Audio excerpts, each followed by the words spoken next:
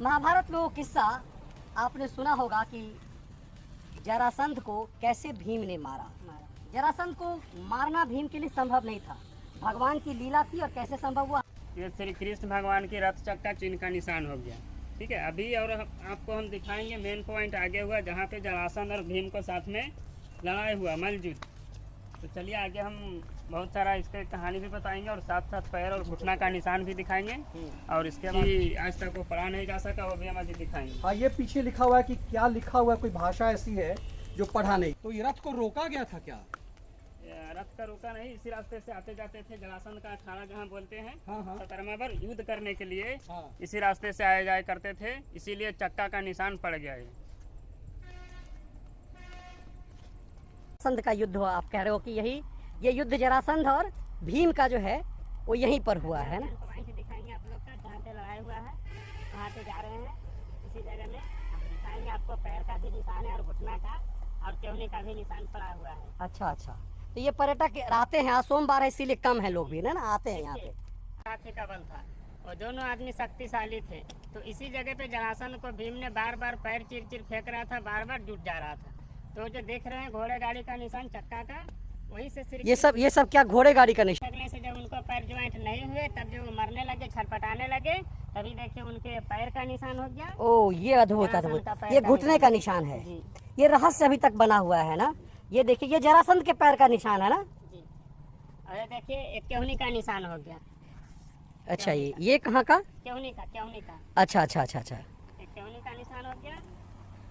और ये दोनों जो दिख रहे हैं, ये घुटना का निशान हो गया। देखिए, ये अद्भुत नजारा है। ये इसीलिए घुटना का निशान, ये जरासंध के दोनों घुटने का निशाना है। यहीं पर जो है आप बता रहे हो कि लड़ाई हुआ यहीं। जरासंध 10 फीट भी लंबा हुआ करते थे। हाँ, इसीलिए केवनी यहाँ, घुटना यहाँ, पैर वहाँ। ओहो, एक बार फिर से बताइए उसको। जी, क्योंकि जरासंध 10 फीट लंबा हुआ करते थे। आप लोग बोलिएगा कि घुटना यहाँ, केवनी वहाँ, पैर वहाँ, कैसे होगा? हाँ, तो 10 फीट लंबा हुआ फीट का था, तो ये उसकी कोहनी है, घुटना। अच्छा, ये घुटना है और ये दोनों घुटना का निशान होता है। घुटना का निशान हो गया। भीम ने शंख लिपि भाषा लिखा है, अभी हम दिखाने जा रहे हैं आपको। ये राजगीर का अद्भुत जगह है। ये जो भाषा में लिखा है, ओहो, जो कि यही शंख लिपि दरवाजे के अंदर लिखा हुआ है, जो लोगों ने कहा ये था शंख लिपि भाषा है, जो बाहर लिखा हुआ है कि कोई अभी तक पहचान नहीं पाया है इस लिपि को, है ना? तो ये लिपि सोनभंडार दरवाजा के अंदर भी लिखा हुआ, जो लोगों ने कहा था कि भाषा पढ़ेगा तो सोना का भंडारा खुलेगा। लेकिन इस भाषा को अभी तक कोई पढ़ नहीं पा रहा। इधर कोरोना के पहले Thailand, Korea, America, Japan, Bhutan, Sri Lanka, Burma, China सभी कंट्री के आदमी आते जाते हैं, लेकिन इस भाषा को अभी तक कोई पढ़ नहीं पा रहा है। जहाँ सोनभंडार गुफा है, वहाँ जितना भी राजगीर का राजा महाराजा का खजाना सब उसी गुफा में छुपा हुआ है, जो कि अमेरिका से तोप लाया था, तोड़ के कोशिश किया था लेके भागने के लिए, फिर तोप से भी नहीं टूटा, केवल तोप का निशान पड़ के रह गया। ये जो बाउंड्री वाल जो दिख रहे हैं आप लोग, तो ये बाउंड्री वाल बाद में दिया गया है। 5000 वर्ष पहले का इतिहास है, पुराना इतिहास जगह है। और ये जो देख रहे हैं 5 पहाड़ी से घेरा हुआ स्थल है। पहाड़ी का नाम रतनगिरी, सोनगिरी, व्यवहारगिरी, विपुलगिरी, सामने वाला उदयगिरी पर्वत हो गया है।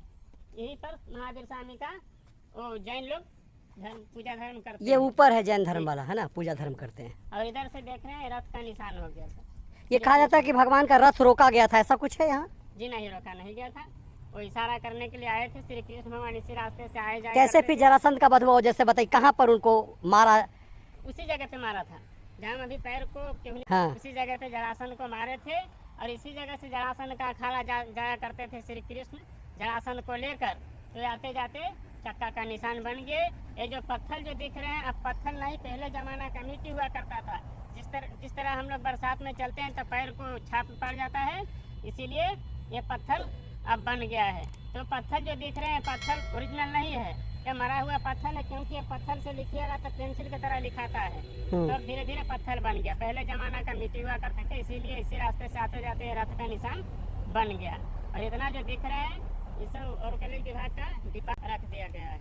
ये यहाँ का इतिहास हुआ। तो आपको रेगुलर लोग आते हैं यहाँ पे? जी, अभी तो बहुत कम आते हैं, लेकिन कोरोना के पहले तो कुछ विदेशी आदमी हैं, बहुत सारे आते थे। यहाँ पर भी विदेशी आते हैं जरासंध और भीम के मल्ल युद्ध के जगह को देखने के लिए। लेकिन अभी कोरोना की वजह से आदमी आ नहीं रहे हैं, बहुत कम है, लेकिन अब लोग आएंगे।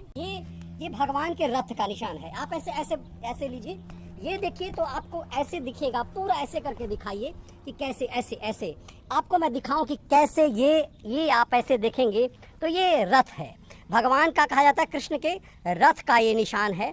और जैसा हमारे साथी ने बताया आपको पूरी तरह से कि कैसे ये मल्ल युद्ध का जगह है, निश्चित रूप से अद्भुत है। पर्यटन की दृष्टि से बहुत कुछ डेवलप करने की ज़रूरत है। महाभारत, रामायण हमारी सांस्कृतिक विरासत है और उस विरासत के प्रतीक चिन्हों को कैसे हमने इग्नोर किया है, इसका ये है कि अभी जब मैं यहाँ आया सोमवार को तो मुझे एक भी पर्यटक नहीं दिखाई दिया। ये नज़ारा हमने दिखाया आपको, ये अद्भुत है। मुझे लगता है कि राजगीर आने वाले भी ज़्यादातर लोग जो हैं वो राजगीर में आते हैं पर्यटन के उद्देश्य से, तो सामान्यतः रोपवे का आनंद लेते हैं, घोड़ा कटोरा का आनंद लेते हैं, कुछ मंदिर घूमते हैं, लेकिन ये आमतौर पे इसका नज़ारा नहीं देख पाते। आप फिर से देखिए भगवान कृष्ण के इस अद्भुत रथ के निशान को, और कैसे भगवान ने इशारा किया तभी जरासंध का वध संभव हो पाया, वरना कहते हैं कि भीम से कई गुना ज़्यादा बलशाली था जरासंध, उसे मारना संभव नहीं था। महाभारत पूरी तरह से कृष्ण की लीला है और उसका एक प्रतीक याद की ये भूमि है राजगीर में।